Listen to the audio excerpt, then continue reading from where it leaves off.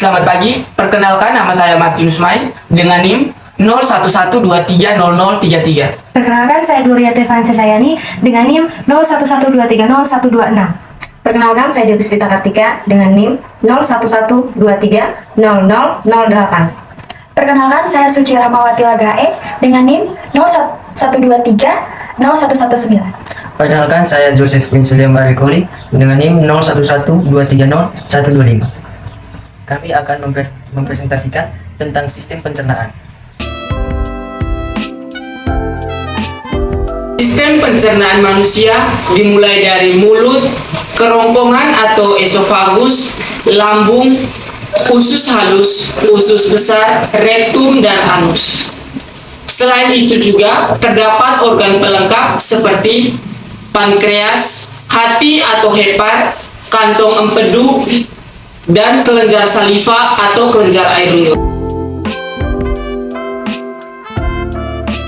Sistem pencernaan adalah suatu sistem yang memproses mengubah makanan yang menyerap sari makanan berupa nutrisi yang dibutuhkan oleh tubuh. Sistem pencernaan juga akan memecah molekul makanan yang sangat kompleks menjadi molekul yang sederhana dengan bantuan enzim sehingga mudah dicerna oleh tubuh. Secara garis besar, terdapat 6 fungsi dasar dari sistem pencernaan. Yang pertama ada pemasukan. Pemasukan yaitu masuknya makanan ke dalam tubuh. Kemudian yang kedua ada pendorongan, yaitu pergerakan makanan dalam saluran pencernaan.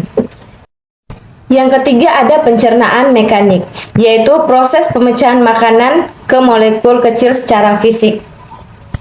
Kemudian yang keempat ada pencernaan kimiawi, yaitu hidrolisis kerja secara enzimatik dari molekul makanan menjadi zat yang dapat diserat dalam tubuh seperti minosakarida, asam amino, dan asam lemak. Dan yang kelima ada proses penyerapan atau absorpsi, yaitu masuknya hasil akhir proses digestif seperti vitamin, mineral, dan air ke saluran pencernaan ke dalam darah atau sistem limfe. Sebagian besar absorpsi terjadi di usus halus.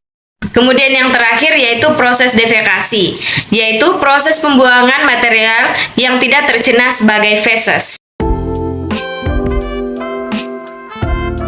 Proses pencernaan dalam manusia terbagi menjadi 5 macam, yaitu yang pertama, ingesti, adalah proses menaruh atau memasukkan makanan di mulut, biasanya menggunakan tangan atau alat bantu makan seperti senduk, garpu, dan sumpit. Yang kedua, pencernaan mekanik adalah proses mengubah makanan menjadi kecil atau lembut. Proses ini dilakukan secara sadar dan sesuai keinginan kita. Yang ketiga, proses pencernaan kimiawi adalah proses mengubah molekul zat makanan yang kompleks menjadi molekul yang lebih kecil. Dilakukan oleh enzim atau enzim asam dan air. Proses ini dilakukan secara tidak sadar karena yang mengaturnya adalah enzim. Yang keempat, proses penyerapan adalah gerakan nutrisi dari sistem pencernaan ke sistem sirkulator dan limfatik kapilaris melalui isonomis transport aktif dan difusi. Yang kelima, proses penyingkiran adalah pembuangan material yang tidak dicerna dari trek pencernaan melalui defekasi.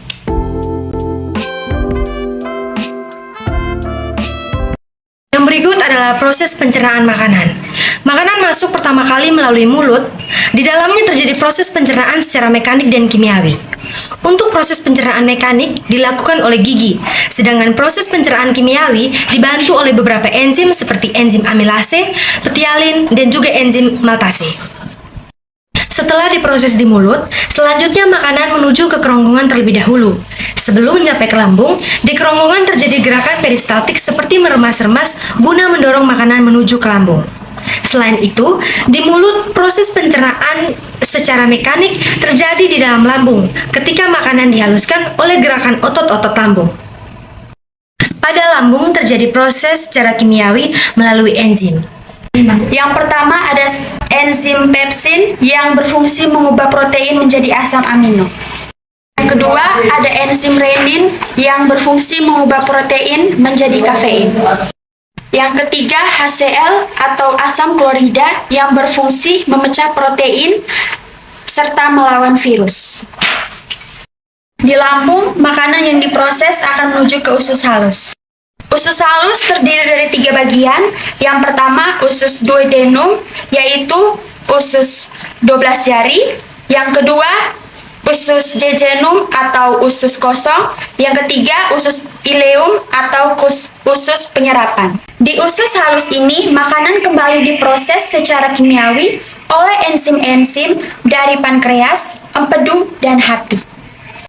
Setelah nutrisi diserap di usus halus, sisa-sisa makanan mengalami pembusukan di dalam usus besar. Selain pembusukan di usus besar, air juga diserap sehingga sisa-sisa makanan siap untuk diubah menjadi feses. Feses akan disimpan di dalam rektum sebelum dikeluarkan lewat anus. Di rektum, sensor di sana akan mengirim sinyal ke otak untuk memutuskan feses perlu dikeluarkan atau tidak. Selain itu, feses yang siap dibuang akan dikeluarkan lewat anus. Otot anus berfungsi untuk menahan dan menjaga feses agar tidak keluar dari rektum sebelum saatnya.